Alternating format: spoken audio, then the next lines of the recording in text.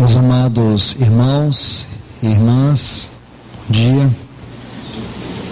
Vamos abrir as nossas Bíblias aqui em Mateus capítulo 25. Vamos ler a partir do versículo 10 até o 13. E saindo elas para comprar, veio o esposo e as que estavam preparadas com ele para as bodas, e fechou-se a porta. Depois vieram também as outras virgens, dizendo: Senhor, Senhor, abre-nos a porta. Mas ele respondeu: em verdade vos digo que não vos conheço. Vigiai, pois, porque não sabeis o dia nem a hora em que o Filho do Homem há de vir. Agora, por favor, abram suas Bíblias em Apocalipse capítulo 3, versículos 19 a 21. Eu repreendo e corrijo a todos que amo. Seja, pois, zeloso e arrepende-te. Eis que estou à porta e bato e chamo. E se alguém ouve a minha voz e abre a porta, eu entrarei e cearei com ele e ele comigo. Ao que vencer, dar-lhe-ei que se assente comigo em meu trono. Assim como eu venci e me sentei com meu Pai em seu trono. Quem tem ouvidos, ouça o que o Espírito diz às igrejas. Senhor, nós te agradecemos, porque mais uma vez temos esta oportunidade e a santa liberdade de estar na tua presença, reunidos ante a tua mesa, para esse glorioso tempo de comunhão, de adoração, onde nós temos, Senhor, a oportunidade de receber a tua palavra. Nós clamamos, Senhor, que dá-nos o teu céu aberto nesta hora. Dá-nos a tua voz, dá-nos revelação, mesmo, ó Deus, no coração daqueles que possam estar distantes, aqueles que espiritualmente não têm nenhuma condição de revelação desta palavra, mas revela-te a eles nesta palavra. Vai além, Senhor, vai muito mais além do que pedimos, do que pensamos, do que esperamos. Senhor, ultrapassa as nossas expectativas e trata as nossas feridas. Restaura, Senhor, a nossa vida, liberta-nos, cura-nos, faz a tua obra nesta manhã, porque nós como igreja estamos te clamando, porque precisamos tanto, Senhor. Em nome de Jesus, pedimos o teu milagre na tua palavra aqui nesta manhã, em nome de Jesus, amém. Meus amados irmãos e irmãs, nestas duas porções que vimos, tanto no Evangelho de Mateus, capítulo 25, e também aqui em Apocalipse, capítulo 3, na carta à igreja de Laodiceia. Há pouco tempo atrás, estudamos esta carta tendo como um pano de fundo a epístola aos Colossenses, onde é mencionado esta igreja de Laodiceia. Se os irmãos puderem, pelo menos, mais uma vez, abrirem suas Bíblias aqui, na carta que Paulo escreveu aos Colossenses, para que pudéssemos, mais uma vez, buscar este pano de fundo, especialmente aqui, no capítulo 4. Vamos pegar apenas essa porção aqui, capítulo 4 e o versículo 16 diz assim: quando essa carta for lida entre vós, está falando aqui de Colossenses, fazei que também seja lida na igreja dos Laodicenses, e que a de Laodiceia também seja lida por vós. Este é um ponto. O outro, voltando aqui para o capítulo 2, o versículo 1, diz: porque quero que saibais que luta tão dura tenho por vós pelos que estão em Laodiceia e por todos que nunca me viram pessoalmente. Então, irmãos, é impressionante como nós vemos estes dois textos mencionando a igreja de Laodiceia.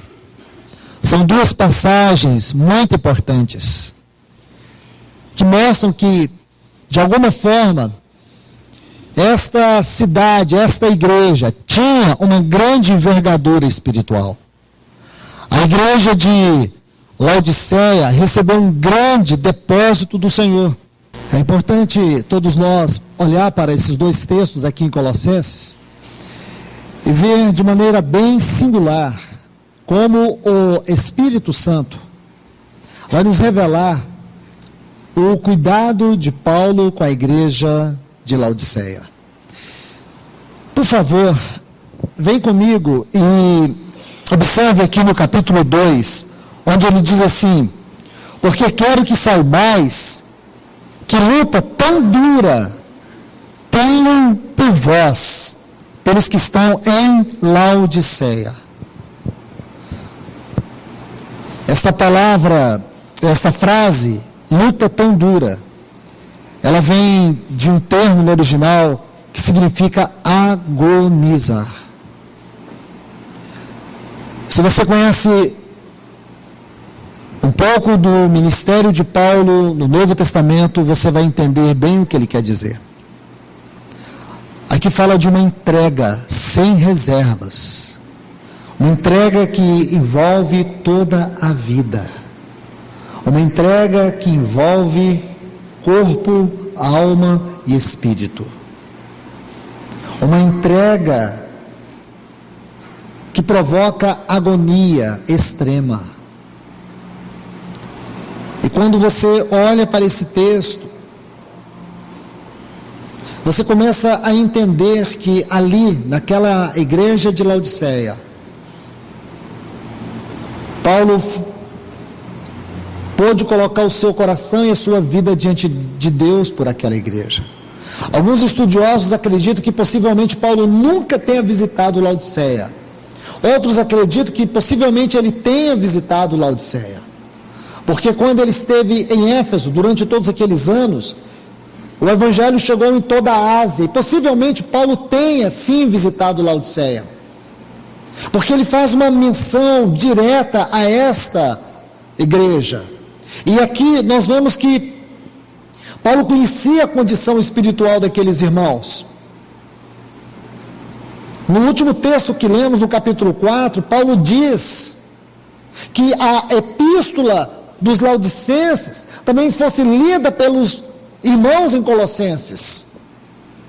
Isso é profundamente significativo, porque havia uma epístola direcionada àquela igreja, uma epístola que desapareceu. Este é o pano de fundo que nós temos. E agora, quando você chega em Apocalipse, no capítulo 2 e também no capítulo 3, nós temos 7 cartas. Essas cartas não são cartas históricas, são cartas proféticas. Nós podemos dizer que estas 7 cartas, elas resumem a última palavra do Senhor na Bíblia para a sua igreja. O que nós queremos saber de Deus para a sua igreja? Quais são as últimas palavras, do ponto de vista da cronologia e da revelação bíblica do Senhor para a sua igreja? Onde nós vamos encontrar? Em Apocalipse capítulo 2 e 3. São referências diretas. São referências claras. Na primeira carta ele fala à igreja de Éfeso. Esta palavra significa desejável. Assim como Colossenses e assim como Laodiceia, Éfeso também foi aquela carta que Paulo travou uma grande luta por eles. Podemos dizer que não conhecemos ainda no Novo Testamento, especialmente desde o livro de Atos e nas epístolas, um lugar onde Paulo se gastou tanto como em Éfeso. E aqui nós vemos o Senhor condenando em Éfeso, uma igreja que valorizou as obras e não o amor. Uma igreja que valorizou muito mais aquilo que ela fazia para si mesma do que aquilo que ela vivia para Deus. Ela estava muito mais aprisionada no fazer coisas para Deus do que em relacionar com Deus. A igreja que se perdeu no serviço e por isso naufragou no relacionamento. Aí depois nós temos Esmirna, uma igreja sofredora, uma igreja que estava debaixo de provas, de lutas. Aí logo em seguida temos outra igreja, Pérgamo. A palavra Pérgamo vem de 2 vocábulos. A tradução desses 2 vocábulos é hipercasada. Uma igreja que estava afundada, aprofundada no relacionamento mundano. Esta é a situação de Pérgamo. Depois de Pérgamo, o que é que nós temos? Tiatira, uma igreja que estava envolvida na idolatria, que tinha entre os irmãos ali uma profetisa, que era como uma Jezabel. É interessante que Jezabel, a figura dela no Velho Testamento, é a perseguição ao ministério profético e a idolatria. O que significa isso no sentido espiritual? Que o grande mover de Satanás para impedir que a igreja avance, sendo governada pela vara, pelo cajado, pelo ministério do ensino, pelo ministério profético, é que a igreja se envolva com idolatria. Idolatria, irmãos, não é culto a imagens, é muito mais do que isso, é uma condição do coração. A idolatria, em primeiro lugar, significa perder a centralidade de Cristo. Quando Cristo não é o centro da nossa devoção, da nossa vida, do nosso negócio, do nosso casamento, quando ele perde o seu lugar essencial, o que passa disso é tudo idolatria. Isto é Tiatira. Aí depois vem Sardes. A característica visível de Sardes é que era uma igreja que não tinha realidade espiritual, só tinha aparência. Aparência. Não tinha conteúdo, não tinha realidade espiritual. A aparência era de quem vivia, mas estava morta. Porque Deus é aquele que sonda a mente e os corações. Aí temos a igreja de Filadélfia. O que é Filadélfia? Filadélfia é a verdadeira realidade da igreja no sentido prático. É o amor fraternal, é o amor dos irmãos. É a igreja que o Senhor tem uma porta aberta nela. Ele não precisa bater, porque a porta para ele está aberta. É a igreja dos irmãos, a igreja da comunhão. Agora chegamos aqui a Laodiceia. Laodiceia é o oposto de tudo que nós vimos até aqui. Laodiceia é o ponto mais elevado da apostasia. Aqui em Colossenses nós podemos usar como pano de fundo, como já lhes disse, e dizer com segurança que uma das terríveis características de Laodiceia é que ela desprezou a palavra. Ela deixou a palavra. Nós não temos, poderíamos ter 67 livros canonizados, e não temos, porque uma carta foi perdida, e essa carta foi perdida porque Laodiceia não foi diligente. Ela era uma igreja que se preocupava consigo mesma. Rica estou, de nada tenho falta. Irmãos, toda a riqueza da igreja é o seu Senhor. A igreja não tem uma riqueza própria. A igreja não tem vida própria. A igreja não tem santidade própria. A igreja não tem a sua verdade. A igreja não tem sua luz própria. Tudo que a igreja tem, tudo que a igreja é, vem da fonte inesgotável que é o seu Senhor. Nós não podemos confiar em formas de culto. Nós não podemos confiar em métodos de entretenimento. Nós não podemos confiar em homens que pregam. Nós não podemos confiar em grupos que cantam. Nós não podemos depender de homens. Nós não podemos depender de nada e de ninguém. Nossa total dependência é absolutamente do Senhor. E quando a igreja não depende mais do Senhor, quando o programa funciona, quando os homens que pregam são carismáticos, conseguem levantar o astral, motiva as pessoas saem das reuniões motivadas, animadas, porque ali se tocou sobre o casamento, ali se tocou sobre o trabalho, sobre as finanças. As pessoas estão dispostas a enfrentar o mundo lá fora. O nosso problema, irmãos, não é o mundo lá fora, o nosso problema é o mundo no nosso coração, o nosso problema é o mundo acima de nós, governado por principados, potestades, dominadores, hostes invisíveis, que a todo tempo, a toda hora, a todo instante, eles guerreiam na nossa mente, guerreiam no nosso coração.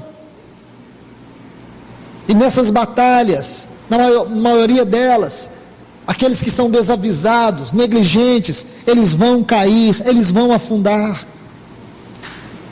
A questão da casa de Deus é uma questão muito profunda.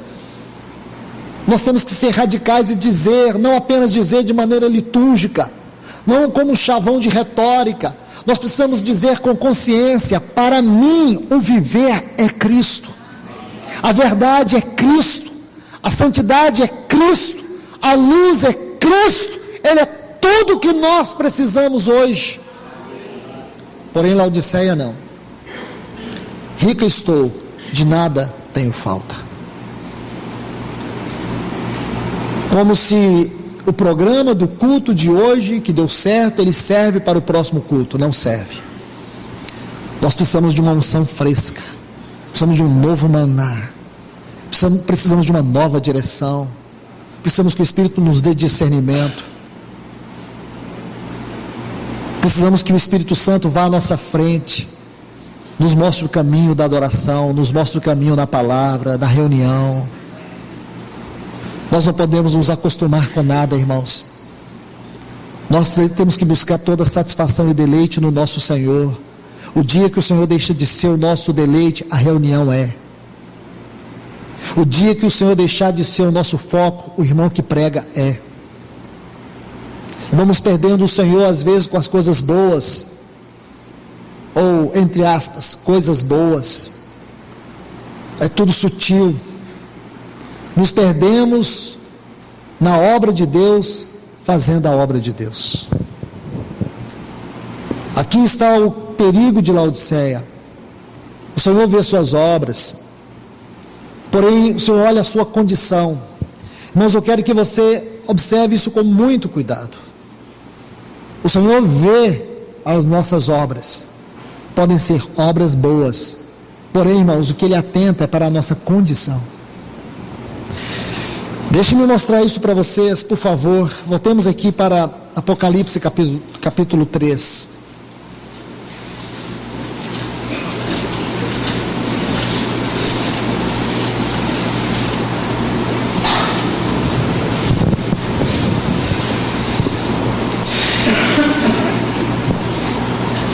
Ele diz: eu conheço as tuas obras, que nem és frio e nem quente. Tomara que fosses frio ou quente.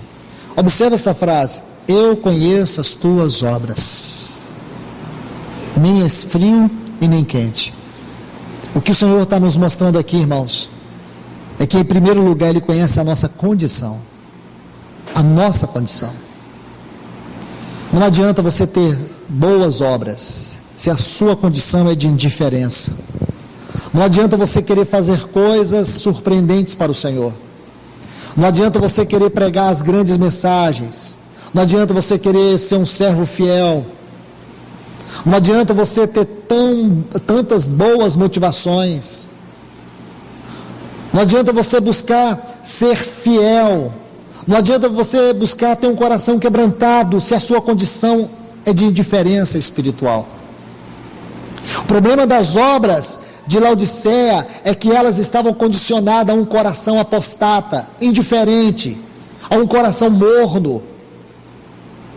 Essa é a pior condição que alguém pode se encontrar: mornidão. O Senhor diz: não és frio e nem quente. Essa maneira que o Senhor descreve aqui fala da terrível indiferença espiritual. Porque esse tipo de pessoa geralmente oscila. Um dia está frio e outro dia está quente. Mas de maneira geral a sua condição é de indiferença, é de mornidão. É frio e quente porque às vezes oscila de um lado para o outro. Que situação triste é esta que o Senhor descreve aqui? Esta é Laodiceia. E aqui o Senhor se apresenta a esta igreja como amém, como a última palavra, como a testemunha fiel e verdadeira, como o princípio da criação de Deus. Essas são 3 credenciais do Senhor para esta igreja. Ele é o amém, Ele é o amém de Deus, Ele é aquele que autentica, finaliza a palavra. Aquele que diz que a palavra é verdadeira. Ele é também a testemunha fiel. Porque Deus vai julgar todos nós. Deus vai julgar cada um de nós. Deus não vai pegar as nossas boas obras, mas em que condição essas boas obras fluíram. Deixe-me colocar algo para vocês. Gostaria que vocês escrevessem, guardassem. A medida de Deus é o fluir.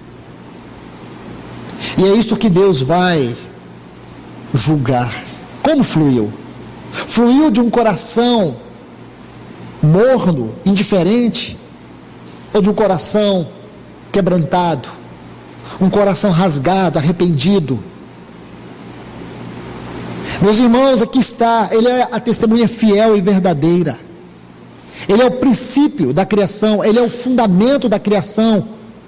É nele que tudo existe, tudo subsiste, porque é tudo dele, por ele e para ele. Ele é o princípio, Ele é o princípio de Deus.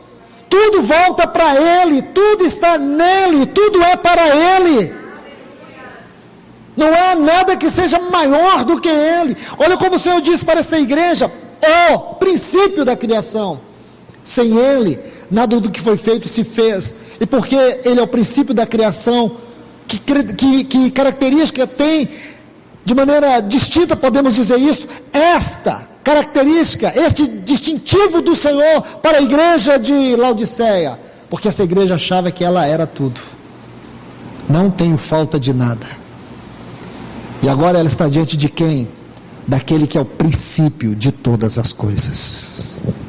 Não há nada maior do que Ele. Não há nada que se compare a Ele. E tudo que for feito voltará para Ele.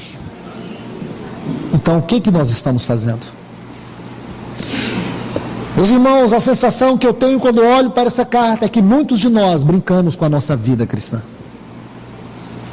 Muitos de nós não estamos dando valor na nossa vida cristã. Eu sei que essa palavra pode ser inapropriada para esse momento, porque é a mesa do Senhor. Então cada um receba como o Senhor estiver te falando. Depois nós vamos voltar à mesa. Mas escute, muitos estão brincando. Muitos acham que podem ligar e desligar sua vida. Se está enganado. Muitos acham que tem o controle da sua vida nas suas mãos. Você pode fazer o que você quer, porque você é livre. Você está enganado. Ninguém é livre. Só existe um que é livre. Deus é livre. Ninguém mais é livre. Você pode dizer: mas Cristo me libertou, eu sou livre. A liberdade sua está nele e não em você. A única liberdade que você tem é para pecar. E muitos estão fazendo isso, jogando sua vida fora. Aqui está uma igreja. Aqui está uma igreja que o Senhor se apresenta e diz: eu sou a última palavra. Eu sou a testemunha fiel e verdadeira. Eu vejo todas as coisas. Todas as coisas voltarão para mim. Todas as coisas são minhas. Eu sou a razão de tudo. Tudo é meu. Tudo vai um dia estar aos meus pés, porque Ele é o cabeça sobre todas as coisas. Nele o Pai um dia convergirá todas as coisas. Nós estamos vendo o mundo cambaleando como um bêbado. Terrorismo vivendo o seu momento, talvez podemos dizer assim, o auge do terrorismo. As nações estão aí vendendo mensagens falsas, que está tudo seguro, está tudo sob controle, cada dia uma explosão. Só o cristão pode dizer que tudo está sob controle, porque o trono está ocupado por aquele que venceu a morte, aquele que ressuscitou. E ele disse: quem vencer vai sentar comigo no meu trono. Ele fala aqui a esta igreja. Então o trono não está vazio. O mundo pode se desesperar, nós não temos o direito de desesperar. A nossa fé impede que nós entremos em desespero, porque o trono não está vazio. O túmulo está vazio, porque o túmulo está vazio, o trono está ocupado. Então, meus irmãos e irmãs, vamos ver mais um ponto sobre esta igreja. O Senhor, apesar de tudo, apesar de ver toda a decadência, toda a degradação, todos os pecados aflorados nesta igreja, observe a última frase do versículo 16: vou vomitar-te da minha boca. Em nenhum lugar da Bíblia, irmãos, nós vamos ver uma cena como esta. Se você olha para este texto e para sobre ele por alguns momentos, é impossível que um cristão que tem a luz do Senhor não sinta um profundo incômodo no seu coração. Como pensar nisso, irmãos? Como é possível o Senhor chegar a ponto de dizer para o seu povo: estou a ponto de vomitar-te da minha boca? Como que isso acontece? Talvez seja esta uma das mais terríveis expressões de desprezo, mas o Senhor não despreza ninguém. Se você olhar todo o quadro, você vai ver o amor do Senhor como nas outras cartas você não vai ver. Nessa carta, de maneira singular, o Senhor não deixa de demonstrar o seu amor. Ele mostra a sua justiça, ele mostra a sua ira contra o pecado. A ira de Deus é a justa manifestação do seu caráter santo quando a sua glória é ofendida. Todas as vezes que a glória de Deus é ofendida, a sua ira se manifesta. Nós podemos até dizer que a ira é o outro lado da face, é a outra face do amor de Deus, porque Deus não é como nós. Então aqui você vê a expressão de desprezo de Deus: estou a ponto de vomitar-te da minha boca. Por quê, irmãos? Por que Deus diz isso para essa igreja? Ele vai dizer por quê, versículo 17, por quê? Porque diz: eu sou rica, estou enriquecida, e de nenhuma coisa tenho necessidade. Essas primeiras frases descrevem que essa igreja há muito havia perdido o relacionamento com o Senhor. Essa não foi apenas uma igreja que desprezou a palavra do Senhor, como nós vemos no capítulo 4 de Colossenses. Essa igreja que abandonou a palavra, deixou que a palavra se perdesse entre eles. Aí o Senhor diz: não sabes que tu és um desprezável, desgraçado, miserável, pobre, cego, nu? Aconselho-te que de mim compre ouro refinado. Ouro fala da glória, ouro fala do caráter de Deus. O que significa isso? Essa igreja, ela estava tão centrada na sua egolatria, que ela perdeu a expressão do caráter de Deus. Essa igreja de Laodiceia poderia ser uma igreja aparentemente, superficialmente, admirável, mas diante do Senhor, ela era uma vergonha. Ela estava deformada, completamente deformada. Oh, irmãos, como nós precisamos cuidar disso na nossa vida pessoal, porque podemos ser atraídos pelo mundo de maneira tão sutil, devagar, de maneira tão lenta, não perceber que os valores espirituais estão se perdendo de dentro do meu coração. A palavra não ocupa lugar central. Santidade, o que é isso, santidade? Santidade não é o quanto eu posso fazer, o quanto eu posso deixar de fazer, não tem nada a ver com isso. Se você quer entender santidade de maneira mais simples, é o quanto da vida, da essência da vida de Cristo está sendo formado em você. É esse Cristo formado em você que vai tanto expelindo as coisas ruins que habitam o teu coração. É essa essência da vida de Cristo que vai atraindo o céu para dentro de nós e vai expulsando o mundo que nos escraviza.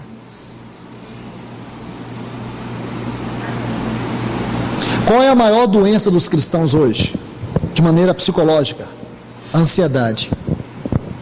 Nós temos ansiedade natural. Isso quer dizer, toda pessoa naturalmente é ansiosa. Mas existe uma ansiedade psicossomática, que atinge o corpo. Uma ansiedade que te rouba a alegria. Uma ansiedade que destrói a fé. Os cristãos estão ansiosos, estão doentes. Nós estamos vendo uma geração de cristãos doentes. E o que está acontecendo? Qual é o problema? São muitos, mas vou me referir a dois. O primeiro é a falta de esperança em relação ao mundo e a falta de perspectiva em relação aos céus. As pessoas estão vivendo uma vida com muito medo, com muita insegurança. Elas olham para o amanhã, elas começam a sentir calafrio. O que vai ser de mim? O que eu vou fazer? Começa a dar uma angústia. As pessoas vão se debatendo. Inevitavelmente, isso provoca um distanciamento do céu, porque a fé já morreu. Porque a ansiedade mata a fé. Jesus disse: não andeis ansiosos por coisa alguma. Aí você diz: irmão, você acabou de dizer que em certo grau nós somos ansiosos. Sim. E por que Jesus disse: não andeis ansiosos por coisa alguma? Porque qualquer coisa nesse mundo você pode se mergulhar na depressão. Porque ansiedades são os primeiros degraus para a depressão. Isso quer dizer que nada deve ser motivo para que nós estejamos ansiosos. Porque naturalmente já há uma ansiedade aceitável, uma inquietação. O problema é quando essa inquietação se torna um problema psicológico e espiritual. Aí você vai ver lá em Filipenses 4, Paulo diz a mesma coisa. Ele diz: em tudo sejam as nossas orações conhecidas diante de Deus, perto está o Senhor. Quando ele fala da ansiedade, lá em Filipenses capítulo 4, você pode começar lendo a partir do versículo 4. Ele diz para nós não sermos ansiosos, porque o Senhor está perto. Não é perto de voltar, o Senhor está perto de nós. Sua presença está perto de nós, porque a ansiedade destrói essa realidade espiritual. Entende, irmãos? A fé, ela atrai para nós a face misteriosa, oculta, invisível de Deus, mas a fé nos faz tocar essa face. Quando o escritor aos Hebreus diz assim: a fé é a certeza, lá em Hebreus 11, essa palavra certeza é um vocábulo, hipóstasis, é o mesmo vocábulo que está no capítulo 1, versículo 3, quando está falando do Filho. Ele é a imagem do Deus invisível. A palavra ali é hipóstasis. Então a fé é hipóstasis. Cristo é hipóstasis. Ele é o autor, ele é o consumador da fé. O termo grego para fé é união, é crer, é união. Então Deus nos deu fé, nós somos salvos pela graça mediante a fé. E isto, graça e fé, não vem de nós, é dom de Deus. Deus nos deu o dom da fé por meio do ministério da palavra. A fé vem pelo ouvir e ouvir a palavra. Se você ouviu a palavra, você tem fé. Agora ela precisa ser alimentada pela palavra. E o que isso cria? Relacionamento com Deus, amizade com Deus. O Senhor está perto. Não fique ansioso, não fique ansiosa. Então isto é um cenário que nós encontramos aqui em Laodiceia. A igreja foi se envolvendo com o mundo. E à medida que ela foi se envolvendo, ela foi tirando o Senhor para fora. O Senhor nessa igreja estava fora. Eu não sei explicar isso muito bem para vocês. Mas o quadro que nós encontramos o Senhor nesta casa é que ele estava fora. Se a igreja, como todos nós entendemos, é a casa de Deus, como o Senhor poderia estar fora batendo? Olha o que diz aqui o versículo 20: eis que estou à porta e bato. A palavra aqui no texto original é chamo. O Senhor estava na porta gritando. Eu não sei dizer para vocês especificamente o que ele gritava, mas penso que ele gritava: minha igreja, abra!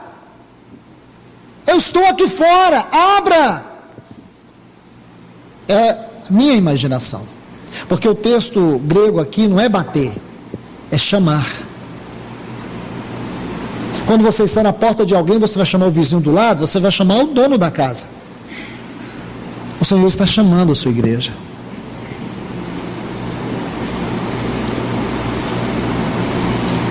Não é triste isso, irmãos? O dono da casa está fora. Ele foi colocado para fora. Por que ele foi colocado para fora? Porque essa igreja disse: eu não sinto falta dele. Não sentimos falta de nada. Está aqui, volte comigo. Versículo 17: dizes: eu sou rico, estou enriquecida, e de nenhuma coisa tenho falta. Eles não tinham falta de Cristo, porque não tinham falta de Cristo. Onde Cristo estava? Fora. Estava fora. Irmãos, nós podemos estar lá fora. Muitas vezes nós caímos, muitas vezes falhamos, muitas vezes fracassamos, mas Ele vai lá e busca e nos traz de volta para o aprisco. Como filho pródigo, muitos vão lá fora. Lembra do filho pródigo? Lucas 15: pai, dá-me a parte da minha herança, porque eu quero viver minha vida. Ele estava dizendo assim: pai, já que tu não morres, então dá minha herança, eu quero viver. Ele queria que o pai morresse para ele viver. Duro pedido. O pai deu aquela herança. O filho foi embora. O filho gastou tudo, perdeu tudo. Porque sem Cristo nesse mundo nós estamos perdidos. Nós não vamos encontrar felicidade em nada. Você vai, busca aquele trabalho, passa naquele concurso, faz aquela faculdade. E o que você vê? Seu coração está vazio. Aí você consegue se formar, arruma aquele emprego, e você se torna uma pessoa muito bem sucedida. Sabe o que você vê diante de um espelho todos os dias? Um homem vazio, uma mulher vazia. Tem um vazio aqui dentro. O emprego não preencheu. Então eu vou comprar o meu primeiro carro. Compra o primeiro carro, está feliz com o seu carro, mas quando você coloca a cabeça no travesseiro, o que você sente? Um coração vazio. Há uma coisa que te esmaga, você não entende aquilo. Mas agora eu quero casar. Aí você encontra a princesa encantada, o príncipe encantado. Aí você casa. Aí logo você vê que no seu casamento falta algo, na sua vida falta algo. Você não consegue comprar aquele algo, você não entende o que está acontecendo, você é triste. Você está tomando agora remédio para controlar suas emoções. Você começa agora a ter crise de pânico. Você começa a ter uma crise por insegurança, desespera, angustia. Vou construir minha casa, e constrói uma linda casa. Aí você vê que você não consegue construir um lar, seu casamento está doente, você está doente, seu dinheiro não te traz alegria, sua vida não te promove prazer. Aí sabe o que o Senhor faz? Como Ele fez lá em Mara, o povo chegou em Mara, a água era amarga. Aí Deus disse assim para Moisés: tem um lenho aí, coloca na água. Ele colocou, aquela água se tornou potável. É esse lenho que tem que entrar na nossa vida. É esse. Alguém diz que Deus criou o homem com um vazio tão grande quanto ele, que só ele pode preencher. Aí ele preenche. E quando ele preenche, pode tudo. É igual aquele barco. Os discípulos estavam no barco e Jesus dormindo. E o mar começou a se agitar e quase rompia sobre aquele barco e quase virava o barco. E os discípulos chegaram para o mestre e disseram: mestre, não te importas que morramos? O Senhor repreende aqueles homens porque eles não tinham fé. Irmãos, fé é ter certeza que o Senhor está perto. Ele está no barco. E se Ele está no barco, não importa os vendavais que vêm sobre a sua vida. Não importa. Não importa quantas lutas você tem que passar. Não importa. Ele está no barco. Você vai chegar até o final. Você vai poder dizer como Paulo: combati o bom combate, terminei a carreira, guardei a fé. Porque tem muitos que estão chegando ao final da carreira sem combater o bom combate e ainda perderam a fé. Então, meus irmãos, o Senhor estava fora. Este é o quadro mais triste que nós podemos encontrar. O Senhor está fora. Vamos terminar aqui. Mateus, capítulo 25. Esse capítulo, ele é uma parte muito importante para nós entendermos esta igreja de Laodiceia. Todos sabemos que aqui está a parábola das 10 virgens. É um número que fala de totalidade, de generalidade. E todos sabemos também que essas 10 virgens, elas eram divididas em 2 grupos: as prudentes e as nécias. Prudentes e nécias. As particularidades delas podem ser vistas a partir do versículo 1, quando diz que as 10 virgens, tomando suas lâmpadas, saíram a receber o noivo. Aí, versículo 3 diz que as insensatas, tomando suas lâmpadas, não levaram consigo azeite. O que fala azeite? Azeite fala da obra e da pessoa do Espírito Santo. Você vê que Laodiceia, em primeiro lugar, ela nos é apresentada como a igreja que negligenciou e desprezou a palavra. Aqui nós vemos que as insensatas, elas são, em primeiro lugar, mostradas a nós como aquelas que desprezaram a obra do Espírito Santo, a pessoa do Espírito Santo. Mas há um detalhe ainda. Versículo 4 diz que as prudentes levaram azeite nas suas vasilhas. Está vendo aqui? Vasilhas aqui é uma figura do nosso corpo. Está vendo? Nosso corpo. Juntamente com as suas lâmpadas. Você não vai ver vasilhas aqui, nesse ponto, em relação às virgens nécias. Aí diz mais, em suas vasilhas, juntamente com suas lâmpadas. Aqui no texto original está assim: mas as prudentes levaram azeite nas suas vasilhas, além das suas lâmpadas. Este é um ponto muito importante, porque ele é vital para entendermos esse paradoxo. O que significa que essas insensatas, elas não tinham essas vasilhas, e também não tinham azeite. O que elas tinham ali era o mínimo. É a vida cristã medíocre mesmo. Muitos cristãos estão contentes, satisfeitos por serem medíocres, por não se importar com os dons do Espírito, por não se importar com a palavra de Deus. Eles se contentam com a vida cristã unicamente por terem sido tirados da condenação do inferno e ter essa perspectiva de que um dia vão morar com o Senhor, vão ser salvos. Essa salvação é pequena demais. Essa salvação que se limita unicamente a não ser condenado no inferno, não foi a salvação que o nosso Senhor prometeu. A salvação que o nosso Senhor prometeu, ela começa com o grandioso perdão dos pecados e termina com o homem corporativo. Essa salvação, ela começa com arrependimento, sim, mas o arrependimento não é o fim, é o começo. Começa com arrependimento e termina com a glorificação.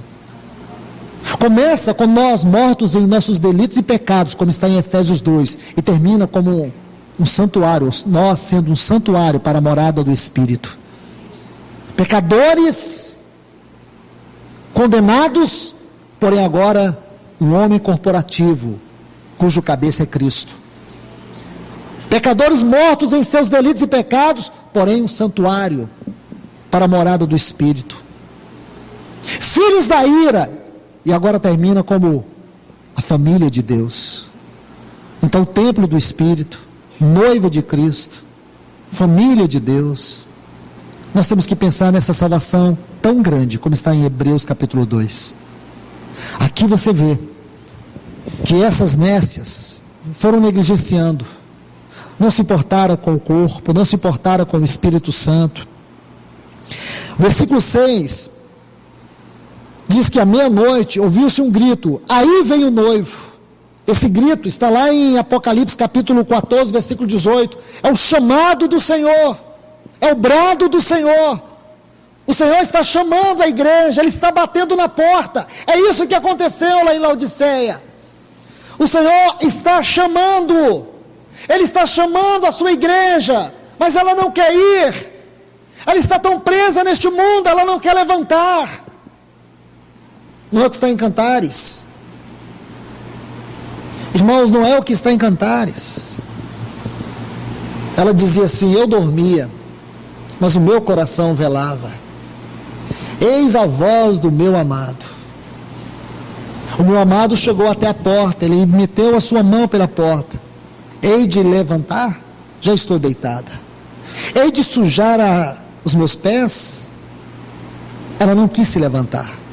Ela não quis ir até o seu amado, ele estava ali na porta. E ela não quis. Aí ela diz: o meu amado se foi. Quando ela se deu conta, ela saiu correndo atrás do seu amado. Os guardas a encontraram, espancaram ela. Ela saiu correndo, gritando para as filhas de Jerusalém: vistes o meu amado. Aquele amado rosado, alto, sublime, que ela tanto dizia. E sabe o que acontece? Ela não encontrou o seu amado. Ela disse assim: se alguém encontrar o meu amado, diga para ele que o meu coração está enfermo de amor. Não adianta você ter um coração que ama tanto o Senhor aqui na porta, dizendo: abre no Senhor, e o Senhor diz: eu não te conheço. Porque agora quem está falando é Ele, quem está gritando é Ele. Vem, amada minha, vem, vem. Mas ela não quer. Ela não quer. Ela quer ficar, porque o mundo é um lugar que os nossos olhos, ou os olhos da nossa alma, foram capturados. O mundo é um lugar onde a nossa mente, a nossa vontade, as nossas emoções, o que sinto, o que penso, o que quero, os meus desejos, é um lugar onde minhas emoções se afloram. Tudo que desejo está no mundo. Amado irmão e irmã, você precisa deixar que o Espírito Santo nesta manhã fale ao teu coração, para que ele possa tomar o seu coração e colocar lá no céu e os seus pés na terra. Senão, você vai experimentar aquele grande dia. Para nós será um dia de alegria, para nós será o dia de Cristo, mas para aqueles que ficarem será o dia do Senhor, o dia da grande angústia. Olha o que diz aqui: o Senhor, Ele deu o seu brado, Ele está dando o seu brado nesses dias. Peça ao Espírito Santo: Espírito Santo, por mais que meu coração esteja endurecido, que esta voz troveje dentro do meu coração. Me inquiete com a tua voz, me desperte com a tua voz. Se eu estiver como estava Lázaro, mesmo dentro de um túmulo espiritual, que a tua voz remova a pedra desse túmulo, me arranque lá de dentro, mas não me deixe perecer. Enquanto essa voz estiver falando, irmãos, vamos responder a ela, porque pode ser que um momento essa voz silencie, e aí é a nossa voz que vai bradar: abre no Senhor, abre no Senhor. Então você vê, aqui nos textos que nós lemos, e saindo elas para comprar, veio o esposo, e as que estavam preparadas. Deixe-me te fazer uma pergunta, eu gostaria que você levasse isso aos pés do Senhor nesta hora, não é em casa, agora. Você está preparado? Você está preparada? Você está preparado? Se Ele vier te buscar agora, você está preparado? Pode ser que não seja a vinda dele, pode ser que seja a nossa ida. Você está preparado?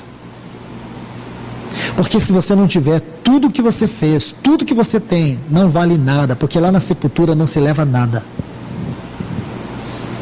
Nada. As nossas obras nos acompanharão. Não é o que você fez aqui, que você guardou aqui.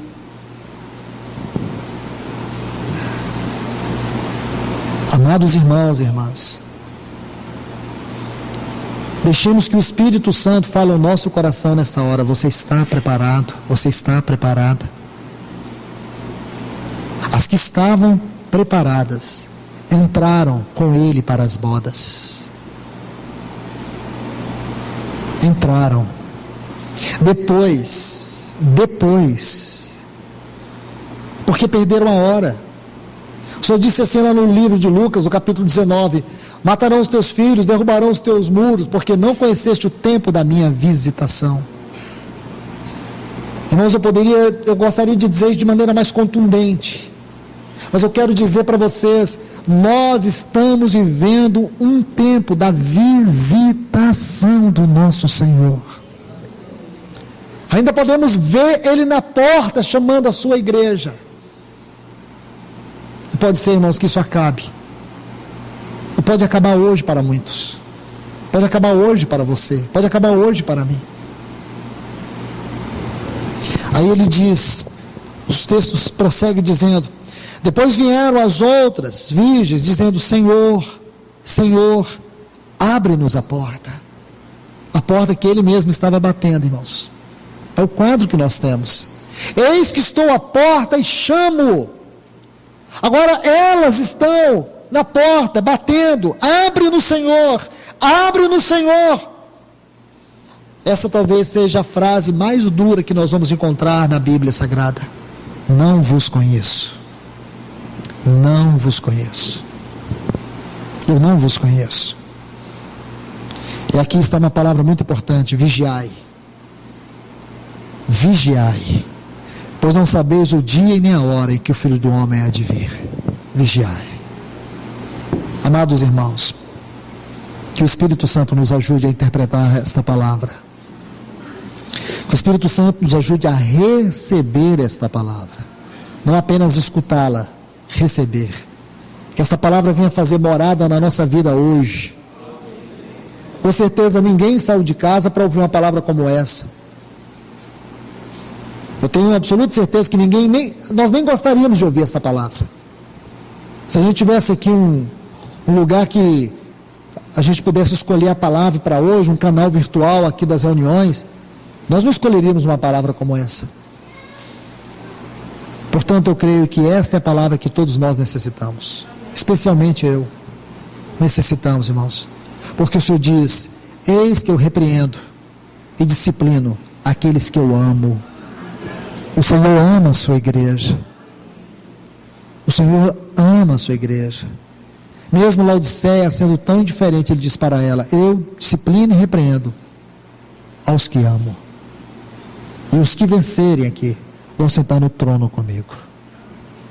Que Deus vos abençoe. Senhor, nós te louvamos, nós te agradecemos. Bendizemos o teu eterno, teu sagrado nome. Senhor, nos ajuda com esta palavra de hoje, Senhor. Senhor, nós temos certeza que o inimigo fará de tudo para roubá-la de nós. Mas aqui estamos aos teus pés, implorando no nome do teu Filho Jesus. Vem, Senhor, e trabalha essa palavra em cada um de nós. Na medida que nós precisamos, na medida que nós temos necessidade, fala a nós, fala a tua igreja nesta hora, fala a este homem, fala a esta mulher, fala a esta moça, esse rapaz, fala nesta hora, Deus, nós te clamamos, porque estamos carentes da tua voz, por isso nós te clamamos mais uma vez, em nome de Jesus, amém.